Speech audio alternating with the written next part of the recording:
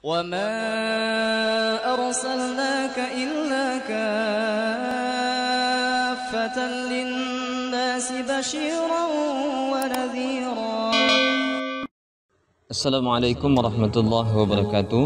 Alhamdulillah wa syukurillah, wassalatu wassalamu ala rasulillah Sayyidina Muhammad ibn Abdullah wa ala alihi wa sahbihi wa mawala, amma ba'd. Apa kabar semuanya? Alhamdulillah, semoga sehat selalu dan dalam lindungan Allah subhanahu wa ta'ala. Jumpa lagi pada pembelajaran pendidikan agama Islam, khususnya kelas 9. Pertemuan kali ini kita akan membahas tentang penyebaran Islam di Nusantara bagian kedua. Hadirin yang berbahagia, adik-adik sekalian yang tercinta.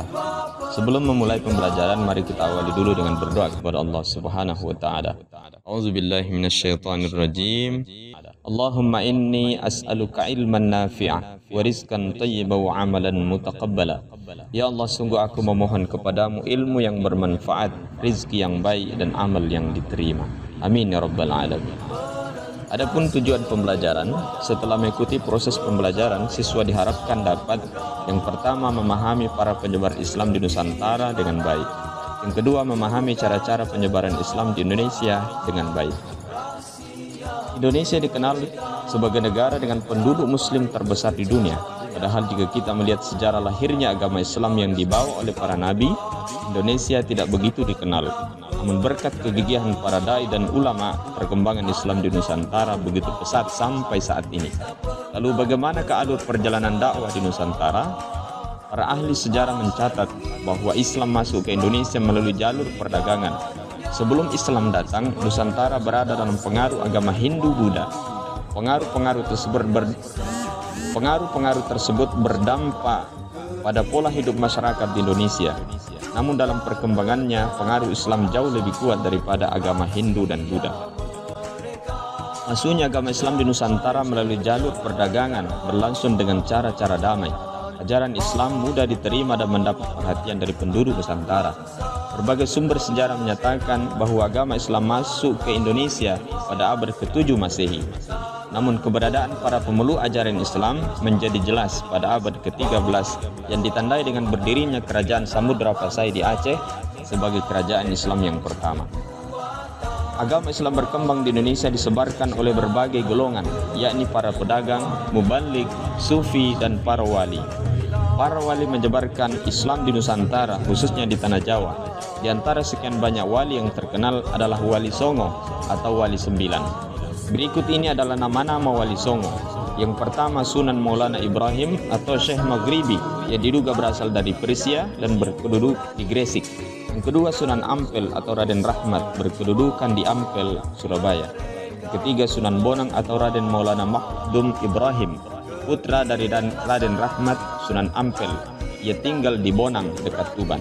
Yang keempat, Sunan Giri atau Prabu Satmata atau Sultan Abdul Faqih yang semula bernama Raden Paku berkedudukan di Bukit Giri dekat Gresik. Yang kelima, Sunan Derajat atau Syarifuddin, juga putra dari Sunan Ampel dan berkedudukan di Derajat dekat Sedayu, Surabaya. Yang keenam, Sunan Gunung Jati atau Syarif Hidayatullah atau Syekh Nurullah berasal dari Pasai, sebelah utara Aceh yang berkedudukan di Gunung Jati atau Cirebon. Yang ketujuh, Sunan Kudus atau Ja'far Shadiq, putra dari Raden Usman Haji yang bergelar Sunan Ngandung di Jipang Panolan, berkedudukan di Kudus. Yang kedelapan, Sunan Kalijaga, nama aslinya adalah Raden Masyahid. Beliau adalah putra Temenggung Walatikta, Bupati Tuban yang berkedudukan di Kadilangu dekat Demak. Yang kesembilan, Sunan Muria atau Raden Umar Said adalah putra dari Sunan Kalijaga, berkedudukan di Gunung Muria, Kudus. Penyebaran Islam di Nusantara. Para dai dan mubalik menyebarkan Islam di Nusantara dengan cara-cara: pertama, perdagangan; kedua, perkawinan; ketiga, pendidikan; yang keempat, hubungan sosial; dan yang kelima, kesenian. Yang pertama, perdagangan. Proses penyebaran Islam melalui jalur perdagangan dilakukan oleh para pedagang muslim pada abad ke-7 sampai abad ke-16 Masehi. Para pedagang tersebut berasal dari Arab, Persia, dan India. Jalur perdagangan saat itu menghubungkan Asia Barat, Asia Timur, dan Asia Tenggara. Para pedagang muslim menggunakan kesempatan itu untuk berdakwah, menyebarkan agama Islam. Mereka memiliki akhlak mulia, santun, dapat dipercaya, dan jujur. Hal inilah yang menjadi daya tarik sehingga banyak penduduk Nusantara secara sukarela masuk Islam. Banyak pedagang muslim yang singgah dan bertempat tinggal di Indonesia. Sebagian ada yang tinggal sementara, ada pula yang menetap di Indonesia. Lambat laun tempat tinggal mereka berkembang menjadi perkampungan muslim. Yang kedua, perkawinan. Sebagian pedagang Islam tersebut ada yang menikah dengan wanita pribumi, terutama putri bangsawan atau putri raja. Dari pernikahan itu mereka mendapatkan keturunan. Disebabkan pernikahan itulah banyak keluarga bangsawan atau raja masuk Islam, sehingga para pedagang tersebut menetap dan membentuk perkampungan muslim yang disebut Pekojan. Perkampungan Pekojan banyak dijumpai di beberapa kota di Indonesia hingga saat ini. Yang ketiga, pendidikan. Para mubalik mendirikan lembaga pendidikan Islam di beberapa wilayah Nusantara. Lembaga pendidikan Islam ini berdiri sejak pertama kali masuk Islam di Indonesia. Nama lembaga-lembaga pendidikan Islam itu berbeda tiap daerah. Di Aceh misalnya, lembaga-lembaga pendidikan Islam di sana dikenal dengan nama Maunasa, Daya, dan Rangkang. Sumatera Barat dikenal dengan adanya Surau. Kalimantan dikenal dengan nama Langgar. Sementara di Jawa dikenal dengan Pondok Pesantren. Di sanalah berlangsung pembinaan, pendidikan, dan kaderisasi bagi calon kiai dan ulama. Mereka tinggal di pondok atau asrama dalam jangka waktu tertentu menurut tingkatan kelasnya.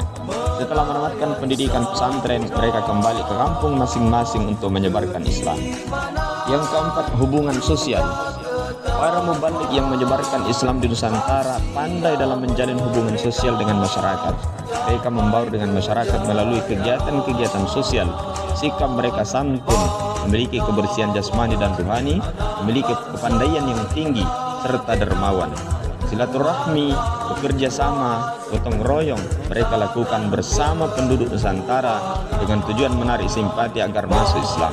Pada kesempatan tertentu mereka menyampaikan ajaran Islam dengan cara bijaksana, tidak memaksa dan tidak merendahkan. Islam mengajarkan persamaan hak dan derajat bagi semua manusia, karena kemuliaan manusia tidak ditentukan oleh kastanya, melainkan karena ketakwaannya kepada Allah Subhanahu wa taala. Islam juga mengajarkan umatnya untuk saling membantu, yang kaya membantu yang miskin, yang kuat membantu yang lemah, dan saling meringankan beban orang lain. Dengan demikian ajaran Islam semakin mudah diterima oleh penduduk Nusantara. Yang kelima, kesenian. Sebelum Islam datang, kesenian dan kebudayaan Hindu-Buddha telah mengakar kuat di tengah-tengah masyarakat. Kesenian tersebut tidak dihilangkan, tapi justru digunakan sebagai sarana dakwah. Cabang-cabang seni yang dikembangkan para penyebar Islam diantaranya seni bangunan, seni pahat dan ukir, seni tari, seni musik, dan seni sastra. Pada seni bangunan misalnya masjid, mimbar, dan ukiran-ukiran masih menonjolkan motif-motif seperti yang terdapat pada candi-candi Hindu dan Buddha. Motif tersebut dapat dilihat pada Masjid Agung Demak, Masjid Agung Kasepuhan di Cirebon, Masjid Agung Banten, dan Masjid Baitur Rahman di Aceh. Demikian pula dengan pertunjukan wayang kulit. Mereka tidak pernah meminta upah untuk menggelar pertunjukan. Penonton atau pengunjung gratis menyaksikan pertunjukan tersebut. Penonton hanya diminta agar mengikutinya mengucapkan 2 kalimat syahadat. Hal ini berarti para penonton telah masuk Islam. Sebagian besar cerita wayang kulit dikutip dari cerita Mahabharata dan Ramayana, namun sedikit demi sedikit dimasukkan nilai-nilai ajaran Islam. Hadirin yang berbahagia, demikian materi seputar penyebaran Islam di Nusantara atau Indonesia. Semoga bermanfaat. Barakallahu fikum. Innallahil musta'an wa alaihi tiklan. Wassalamualaikum warahmatullahi wabarakatuh.